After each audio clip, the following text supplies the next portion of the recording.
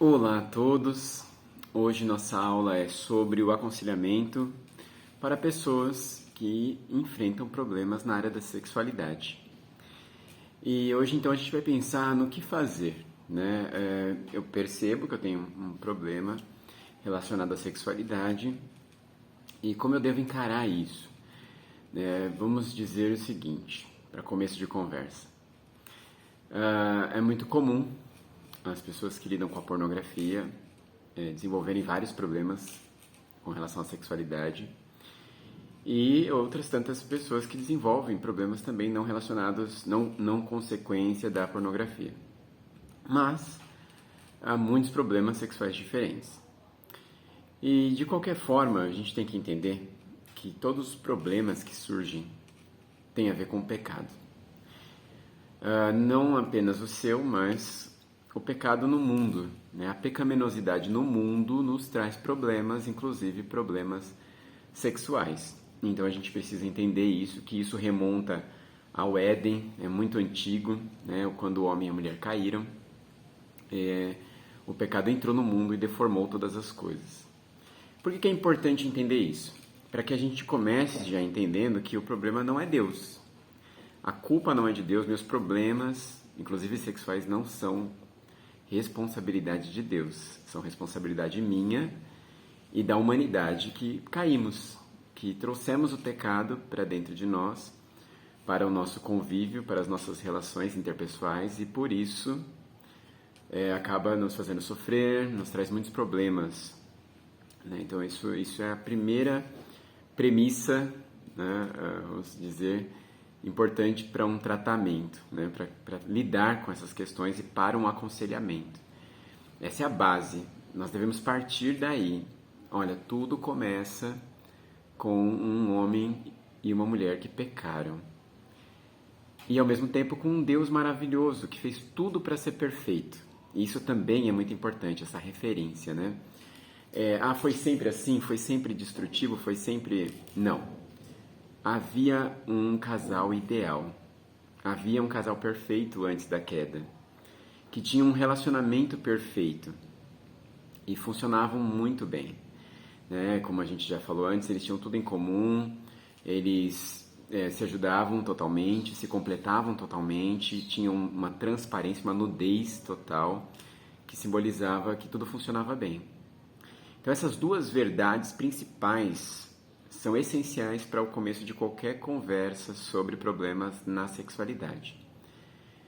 Por quê? Porque, primeiro, Deus é perfeito e maravilhoso e Ele fez tudo para ser perfeito, então o problema não está nele.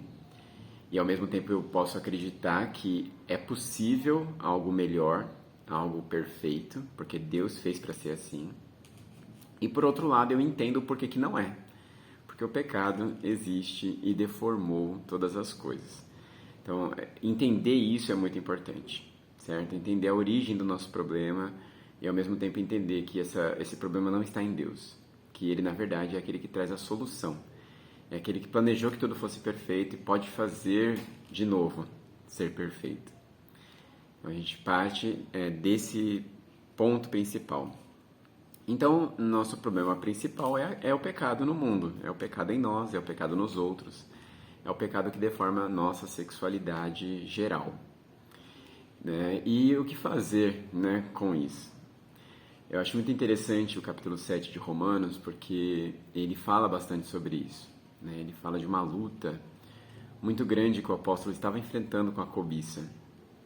E aí ele termina falando, miserável homem que sou, né? Quem me livrará dessa situação de conflito, do pecado que quer me dominar, da minha vontade que está submetida ao pecado, e ao mesmo tempo eu sei o que é melhor, eu sei o que é bom, o que eu vou fazer.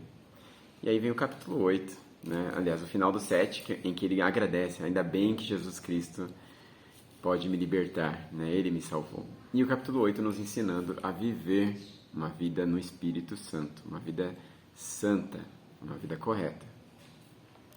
Então nós temos como principal solução, obviamente, a entrega de vida a Cristo. É assim que nós cremos, né? E todo problema tem uma origem espiritual e a primeira necessidade a ser resolvida é espiritual. Então, nós cremos que quando uma pessoa entende a sua pecaminosidade e entende também o sacrifício de Jesus, ela se entrega a Cristo e recebe uma nova vida. E as coisas podem ser diferentes daí para frente. Como assim? Nós já entendemos que o pecado está entre nós e que o pecado tem deformado todas as coisas. Mas não precisa ser assim, né? A escravidão sobre o pecado, a escravidão que o pecado exerce nas nossas vidas, foi vencida pelo sacrifício de Jesus na cruz. Ele morreu na cruz e carregou sobre si as nossas dores. Ele levou na cruz toda a culpa pelo pecado e todo o poder do pecado. Ele desarmou o pecado e venceu tanto o pecado quanto a morte. Então, ali na cruz, Jesus passou por tudo que a gente nem pode imaginar, né, de pecado sobre ele. E isso foi vencido, porque ele morreu, mas ele ressuscitou. E agora que ele levou a nossa culpa, ele morreu no meu lugar, no seu lugar, porque nós é que merecemos morrer por causa do pecado em nós, ele agora tem poder para nos libertar. Ele já nos ofereceu perdão e ainda, além do perdão, ele nos oferece purificação, transformação. Como diz na primeira carta de João, capítulo 1, versículo 9, né? Se confessarmos os nossos pecados, ele é fiel e justo para nos perdoar os pecados e ainda nos purificar de toda injustiça. Então ele não só perdoa, como ainda purifica. Então, como que acontece isso? Eu entendi, eu me entrego a Jesus, eu falo, Jesus, a partir de agora é do seu jeito, minha vida agora é sua, eu me arrependo dos meus pecados, eu quero perdão pelos meus pecados, eu quero viver do seu jeito a partir de agora. A partir do momento que você faz isso, você começa uma vida nova com Deus. Isso significa que agora o Espírito Santo de Deus habita em você, e agora você tem poder dado pelo Espírito de Deus para viver em santidade e para vencer o pecado na sua vida. Né? Isso está escrito em várias partes das Escrituras. Por exemplo, em João capítulo 14, 15 e 16, fala sobre a ação do Espírito Santo em nossas vidas. Ele nos convence do pecado. Ele nos ajusta e nos prepara para um julgamento. Ele é o nosso consolador. Ele nos dá forças para vencer. E aí nós temos outras tantas passagens, como na primeira carta de Paulo aos Coríntios, capítulo 10, lá para o versículo 30 em diante, ele diz que nenhuma tentação é forte demais que não possamos resistir. Por quê? Porque o Espírito Santo de Deus habita em nós. Então agora, o próprio Deus mora em você e te dá poder divino para vencer o pecado. Não há nada que seja demais para a ação do Espírito Santo na vida de um homem. Nenhum poder é maior que o poder do Espírito Santo na vida de um homem. Então você recebe esse poder assim que você se converte, assim que você entrega a sua vida para Cristo. Você tem esse poder para dizer não ao pecado e viver em santidade plena, como diz em Romanos 6, inclusive.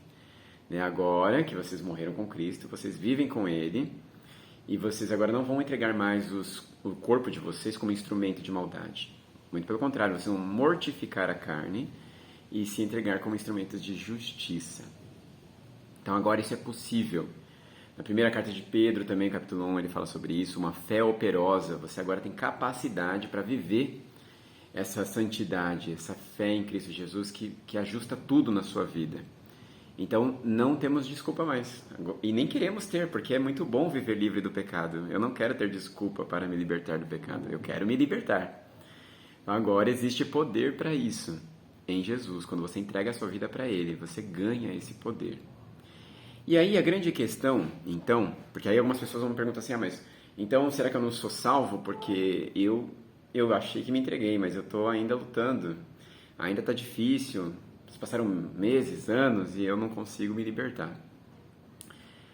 É um processo, só que muitas pessoas demoram mais tempo nesse processo do que o que era necessário, porque elas não aprendem a lutar, elas não aprendem a usar as ferramentas que Deus dá na sua palavra, como usar esse poder do Espírito Santo que existe dentro de nós. E precisamos de treinamento sobre isso, né? Então, assim, a batalha espiritual não é uma coisa de culto de libertação e expulsão de demônios apenas, porque pode ser que envolva isso também. Mas existe uma disciplina disciplina. O apóstolo Paulo fala que ele se compara, né? Ele usa metáforas como a de um atleta, por exemplo, a de um lutador. E ele nos mostra que é necessária essa disciplina espiritual. Então, algumas disciplinas espirituais são inegociáveis para uma vida de santidade e de vitória contra o pecado sexual. Por exemplo, a sua vida devocional com Deus. Se você não tem um relacionamento com Deus, em que você fala com Ele todos os dias, em que você ouve a voz dele através da palavra todos os dias, é impossível vencer o pecado. Você precisa estar na presença de Deus, se derramando todos os dias. Você precisa estar alinhando sua vida a dele todos os dias. Derramando tudo nos braços dele, confiando a ele sua vida todos os dias, todos os seus problemas, todas as situações, inclusive os pecados. É necessário confessar todos os dias e pedir poder e forças para lutar. Sabedoria, autocontrole, e ele dá. Ele diz que dá, que a gente não pede, ele diz, né? E quando a gente pede mal ainda, porque pede coisas erradas, coisas que nem são o centro do problema para continuar vivendo no pecado. E Deus nunca vai nos dar coisas para continuarmos vivendo no pecado. Isso está em Tiago capítulo 4, é bom ler aquele capítulo. Nós devemos clamar a Deus por libertação, por ser libertos da tentação, por sermos capazes de vencer. Então a oração é fundamental, é uma disciplina inegociável e diária. E a leitura da palavra de Deus também. Ler a palavra de Deus todos os dias faz com que a mente de Cristo faça parte da minha mente. Eu começo a enxergar as coisas como Deus enxerga, inclusive a sexualidade. E começo a viver dentro desse padrão de sexualidade bíblico, divino. Então também não há negociação quanto a isso. Eu preciso ler a palavra de Deus todos os dias. E essa é a base. É a base de uma vida de vitória contra o pecado. Se eu não desenvolver isso, eu não avanço. Existem outras disciplinas? Existem, mas essas duas são essenciais. A disciplina da comunhão também é muito importante. Como que funciona isso? Ter comunhão não é só frequentar o culto de domingo. Ter comunhão é desenvolver relacionamento profundo com irmãos na fé, a ponto de você contar tudo sobre você, a ponto de você, de fato, pedir esse socorro ao irmão e dar satisfação a ele constantemente, para que juntos, orando uns pelos outros, aconselhando uns aos outros, vocês consigam avançar e vencer o pecado. Quanto tempo eu perdi na minha vida por não confessar meu pecado a um irmão que me acompanhasse? E isso já aconteceu algumas vezes. Alguns períodos da minha vida eu fico sem essa pessoa, por orgulho, por medo, por vários motivos pecaminosos também, né? Por vários motivos diabólicos. E isso só nos atrapalha, isso só nos deixa estagnados, presos muitas vezes no medo, na ansiedade, e não nos deixa ser livres para viver a plenitude da sexualidade. Então, a disciplina da comunhão também é muito importante, que ela vem acompanhada do aconselhamento, né, do cuidado mútuo, da intercessão uns pelos outros, ela vem acompanhada de outras questões muito importantes. E há outras, né, mas vamos nos concentrar nessas por agora, né? Então, existem disciplinas espirituais para lidarmos com a batalha espiritual. Então, num passo a passo de aconselhamento, né, o primeiro passo é realmente apresentar o Evangelho, a verdade de que somos pecadores, a verdade de que Deus é santo e perfeito, e Ele quer terminar a obra perfeita dele, e a necessidade que temos, então, de entregar nossa vida a Cristo e começar um relacionamento com Deus. Aí esse relacionamento com Deus inclui necessariamente a leitura da Bíblia e a oração, e também um relacionamento com os nossos irmãos na fé. Relacionamento esse que também é uma disciplina espiritual, que nos ajuda a vencer a pecaminosidade sexual. E aí a gente pode pensar assim, dependendo da sua luta, dependendo do problema sexual que você tem, algumas dessas disciplinas até já são suficientes. A leitura da palavra e a oração muitas vezes acabam de verdade com a ansiedade, com a depressão, muitas vezes. Por isso que o apóstolo Paulo falou aos Filipenses, não fiquem ansiosos por nada, antes orem, entreguem a Deus em oração. Muitas vezes uma vida de oração profunda destrói a ansiedade. E aí aquele camarada que estava com problema de ejaculação precoce, com alguma questão ansiosa que atrapalhava a relação dele, desenvolveu uma disciplina espiritual e ficou bem. Agora, além disso, existem disciplinas que ajudam em coisas mais complexas. Por exemplo, um bom relacionamento de um homem que tem uma crise de identidade homossexual com outros homens da igreja é fundamental. Essa amizade entre homens que faz com que esse homem tenha uma relação santa e saudável com outros homens, faz com que ele cure a masculinidade dele, que ele amadureça essa masculinidade num ambiente saudável, santo, e ajude ele a sanar essa carência que a crise homossexual traz, que é uma carência de masculinidade, de ter homens, sim, mas não de forma erotizada e pecaminosa como a crise homossexual deseja. E é uma disciplina espiritual, a comunhão. Então veja que há maneiras, né, de lidar com essas questões.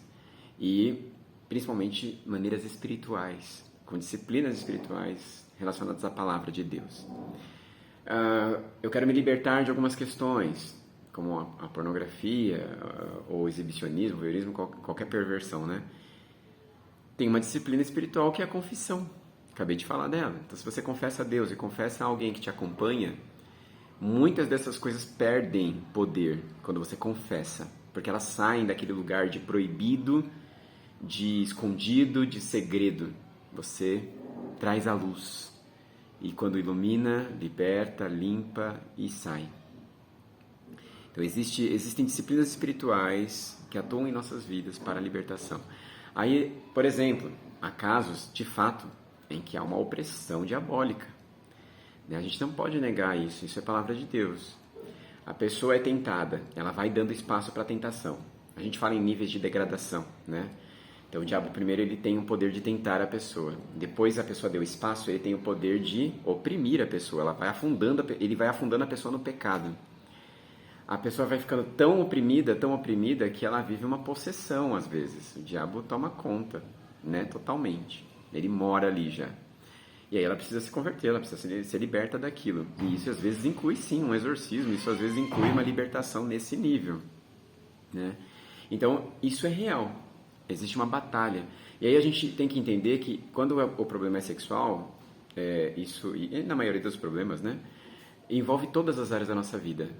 A espiritual, emocional, cognitiva, né, mental, e até física. Então é tudo junto, não tem como ficar separando muito essas coisas, né? E aí eu preciso, então, levar tudo isso em consideração. E uma última questão que é estritamente espiritual na questão do aconselhamento é o apontar para a glória. Vamos lá. O que eu ouço? Eu ouço muitas perguntas sobre isso, né? É possível me libertar totalmente do desejo homoafetivo?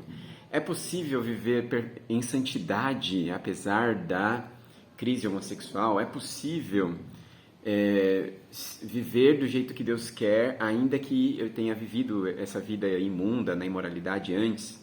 É possível? É possível. É possível muita coisa pelo poder do Espírito Santo de Deus. Para alguns homens, é possível viver até mesmo um casamento heterossexual, porque esse homem trilhou esse caminho de discipulado na palavra de Deus, desenvolveu as suas disciplinas espirituais, de oração, leitura da palavra, da comunhão verdadeira, e esse homem amadureceu a masculinidade a ponto de conseguir desenvolver ali um relacionamento com uma mulher. Há homens que foram tão destruídos pelo pecado em sua realidade de vida, muitas vezes isso envolve um abuso sexual constante, tanta pressão em cima dele para que fosse deformada mesmo a masculinidade dele, que ele sente muito maior dificuldade de envolvimento com uma mulher. Ainda assim, esse homem pode viver em santidade, ainda que solteiro, ainda que não tenha um envolvimento com uma mulher, né, com outras pessoas. Ele pode viver na santidade plena por causa do poder que existe na palavra de Deus. Então Deus quer nos libertar totalmente, e isso é possível porque a palavra diz, né? Porque Jesus mesmo disse: seja santo como eu sou santo, sejam perfeitos como eu sou perfeito. Ele não ia pedir uma coisa que ele não tem poder para cumprir. Ele pode cumprir, ele faz isso. Agora isso depende da nossa entrega a ele, da nossa disposição de batalhar, usando esse poder que ele nos dá. E de qualquer forma, nós temos um vislumbre da glória, que é a certeza de que lá na frente Ainda que aqui eu lute muito, ainda que aqui eu fique, né, batalhando intensamente, lá, quando eu for glorificado, todos esses problemas serão sanados e não me afligirão mais. E aí nós temos um texto em 1 Coríntios capítulo 6 que eu gosto demais, eu acho que é o principal texto para quem enfrenta crises mais relacionadas à disforia de gênero, né? Que ele fala, olha, vocês que em outro tempo foram homossexuais, vocês que em outro tempo tiveram crises homoafetivas, que viveram na homossexualidade ativa, passiva, que viveram no travestismo, na prostituição, no vício em pornografia, vocês que em outra época viveram em situações assim, agora vocês são lavados e purificados, perdoados por Jesus, pelo Espírito Santo de Deus. Então, ele fala de uma época em que foi daquele jeito, mas não é mais. E se não é mais, lá na igreja de Corinto, não é mais em nenhum momento, quer dizer, é possível, né? Não é mais o domínio do pecado que determina a vida de ninguém. Em nenhuma época. Porque depois de Cristo, nós não somos conhecidos pelo nosso pecado, mas somos conhecidos porque fomos adotados por Ele como filhos amados. Então, não importa o tipo de pecado sexual, o tipo de problema sexual que você tem, ele não te define. E agora você é o Filho de Deus, você tem poder para viver em santidade plena, apesar do pecado sexual, que é perdoado e transformado, e apesar de qualquer outro problema de sexualidade. Nós temos passagens como o eunuco que se converte, né, lá em Atos. E aí, ele era um castrado, talvez, provavelmente. Ele era um castrado, um homem sem saco escrotal ou sem o pênis. Ele foi salvo e remido por Jesus Cristo e pôde viver plenamente a sua masculinidade enquanto homem, ainda que não tendo relações sexuais. Porque a relação sexual não define a masculinidade, inclusive. Então, temos que entender isso, né? Há um projeto de Deus de santidade total e Ele quer se revelar através dessa santidade em nossas vidas. E isso é possível porque é o projeto dele e Ele nos dá poder para isso. Agora, claro que é importante algumas outras questões. O perdão é muito importante. E aí agora eu quero te dizer que é uma das partes mais difíceis do aconselhamento. É você perdoar as pessoas que te fizeram mal, as pessoas que te trouxeram problemas sexuais. Muitas vezes é um abusador, muitas vezes é um marido opressor que fez com que uma mulher sofresse muito, que agrediu essa mulher, que humilhou essa mulher. Muitas vezes é o contrário, é uma garota dependente emocional que manipulou um garoto. Enfim, há muitas questões sobre isso. É necessário perdoar, é necessário largar essa raiva, esse ódio, essa culpa, essa acusação. Perdoar a si mesmo, perdoar o outro, para avançar na construção de uma sexualidade sadia. Então, o conselheiro também trabalha muito essa questão do perdão. E como trabalhar isso? Bom, Jesus ensinou.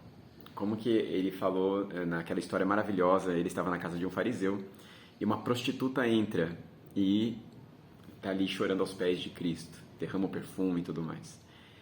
E aí o fariseu fala, nossa, se ele soubesse que ela é uma prostituta, ele não deixava nem ela tocar nele. E aí Jesus conta uma historinha, né? Olha, um homem devia 5 milhões e outro devia 5 reais. O cara perdoou os dois. Quem que vai se sentir mais amado e grato? Quem vai amar mais por se sentir grato? Ele, claro que o que foi perdoado de 5 milhões. Ele, então, é assim que está acontecendo aqui. Ela sabe que ela foi perdoada de muita coisa e por isso ela é muito grata. Você não sabe, né? Por isso você não demonstra nenhum afeto. Ela demonstra total amor. Então, o perdão, ele vem de uma consciência de pecaminosidade. Como assim? Eu sei o quanto eu sou pecador. Aliás, o quanto eu era pecador, porque eu não sou definido como pecador mais, né? Eu sou definido como um santo de Cristo que vive na luta contra o pecado por amor a Deus. Mas eu sei o que eu era antes de Cristo. E saber disso me faz amar e perdoar as demais pessoas. Porque elas precisam de perdão tanto quanto eu. É aquela historinha também do rapaz que devia ao rei e foi perdoado e logo depois saiu na rua e já foi enforcar o outro que devia para ele. Então, quer dizer, se você foi perdoado, o mínimo que você pode fazer é perdoar. É consequência natural de receber perdão, é ser perdoador. A consequência natural de receber graça transbordante é ser gracioso, né? Então é o movimento natural esperado em todos nós. Se eu entendo minha pecaminosidade e eu me entrego a Cristo, sou perdoado por Cristo agora, eu derramo graça e perdão sobre os demais também. Ou eu não fui perdoado, ou eu não sei o valor disso, né? Aí a gente também tem que falar um pouquinho sobre agora a nossa responsabilidade nessa luta pela santidade. E aí eu quero ampliar a nossa mente. Em que sentido? Nós não vamos trabalhar apenas questões espirituais, apesar de elas serem as mais importantes e as centrais. Quando eu vou aconselhar alguém que lida com algum problema na área da sexualidade, eu tenho que ter consciência de que o problema sexual envolve todas as áreas da vida dele. Então eu também preciso aconselhar essa pessoa com relação aos relacionamentos que ela tem. Eu preciso observar se existe um relacionamento de dependência emocional. Eu preciso observar se a relação dessa pessoa com os pais está bem resolvida. Eu preciso observar se o relacionamento dessa pessoa com os amigos é saudável.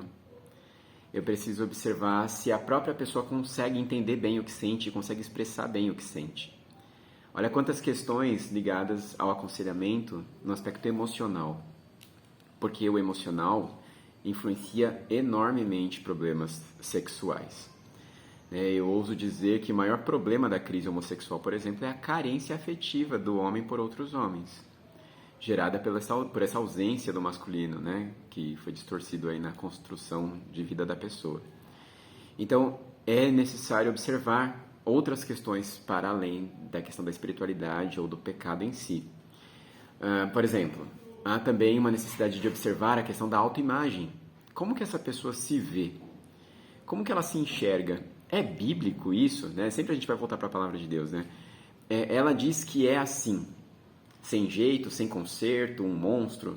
Peraí, aí você tem que corrigir. O que a palavra de Deus diz sobre você não é isso. Você não é isso. E aí são correções de autoimagem, que é algo cognitivo, psicológico, mental. Às vezes essa questão psicológica, mental também tem a ver com autoestima, tem a ver com a forma como a pessoa enxerga o mundo até, e como ela compreende as coisas, como ela lida com as coisas. Às vezes tem a ver com uma fobia, às vezes tem a ver com questões de trabalho, se sobrecarrega de trabalho para fugir da realidade. Tem tantas questões que são possíveis, mas como aconselhador eu tenho que observar isso. Essa pessoa é frustrada profissionalmente e desconta isso na sexualidade? Essa pessoa tem um projeto de vida, ela tem uma perspectiva do que ela quer ser e fazer? Ela se dá o direito de ter momentos de lazer, de desligar um pouquinho a cabeça? E lazer saudável, sem telas, né? E, como conselheiro, eu também vou me preocupar com questões do corpo. Como que você lida com o seu corpo? Você pratica atividade física? Você cuida bem da sua saúde? Você tem vícios? Você é um compulsivo até em questões de bebida, cigarro e pornografia e outras coisas mais? Você é uma pessoa que tem problemas com masturbação? Como que é, o funcionamento do seu corpo sexualmente? Você tem dores na relação sexual? Qual é o seu histórico? Você tem tabus a resolver? Eu já lidei com pessoas que de fato achavam que o pênis era pequeno e foram convencidos disso na sua história e não tinha nada a ver. Eu mostrei a pessoa, existem artigos, existem várias informações sobre isso, que a pessoa não vai buscar por tabu mesmo, mostrando que não existe isso, que existe uma média, inclusive, de tamanhos de pênis, e a pessoa estava além da média comum, e inclusive falando sobre quando é que se considera atípico, anormal e tal. Então existem artigos sobre isso, de estudos médicos, inclusive, e tudo mais. Então, às vezes, as questões são fisiológicas, de perguntar mesmo sobre a questão do corpo da pessoa. Então, o aconselhamento, ele também não pode ser restrito apenas a questões ligadas à espiritualidade, ainda que seja o central, porque nós somos um ministério cristão e que temos a palavra de Deus como nossa referência primeira, e maior para tudo, Então, nunca vamos fugir dessa questão. E ainda gostaria de terminar, então, falando sobre algumas questões que podem nos ajudar também. Aliás, acho que uma questão é essencial antes de terminarmos. Há disciplinas como a disciplina do jejum, por exemplo, que foi abandonada muitas vezes. E o jejum é uma disciplina muito interessante porque ele é uma pausa, ele é um intervalo de alimentação, se decide não se alimentar, para você tirar aquele tempo para se consagrar a Deus. E quando você jejua, você está dizendo a si mesmo e a Deus que a vontade de Deus é mais importante que a sua vontade, que as suas necessidades são menos importantes do que a vontade de Deus. E essa disciplina é tão importante porque a maioria dos pecados ligados à sexualidade tem a ver com uma pessoa que só quer ser satisfeita em primeiro lugar. Nós nos colocamos como deuses, né, como reizinhos que querem ser satisfeitos o tempo todo. E o jejum nos coloca no nosso devido lugar. Opa, para tudo, você não é Deus. A vontade de Deus é importante aqui, não a sua. Então você vai se privar até mesmo de comida para entender isso. Então é uma autodisciplina muito importante, uma disciplina espiritual muito importante nessas questões também, e que eu uso muito no aconselhamento também. Ajuda as pessoas a se situarem melhor. Bom, há muitas outras questões, na verdade, quando a gente fala em aconselhamento, porque, na verdade, cada caso é um caso realmente único e exclusivo, e que precisa de um caminho muito único também, mas acho que as bases já foram esclarecidas aqui. Essas bases são mesmo bases comuns, que são aplicadas em qualquer caso, né, e com qualquer pessoa. Eu vou tentar deixar disponível para vocês também várias indicações de leitura em cada aula e também vou ver se é possível, né, deixar alguns arquivos à disposição de vocês de como fazer uma autoavaliação até mesmo da sua vida nessas 4 áreas para que você tenha uma perspectiva melhor e até como conselheiro você consiga aplicar esse tipo de avaliação em outras pessoas também, que também é muito bacana. Eu costumo usar muito esse diagnóstico inicial aí sobre as pessoas. Mas ficamos por aqui agora, até uma próxima, quando pudermos conversar melhor sobre cada uma dessas questões. Um abraço a todos.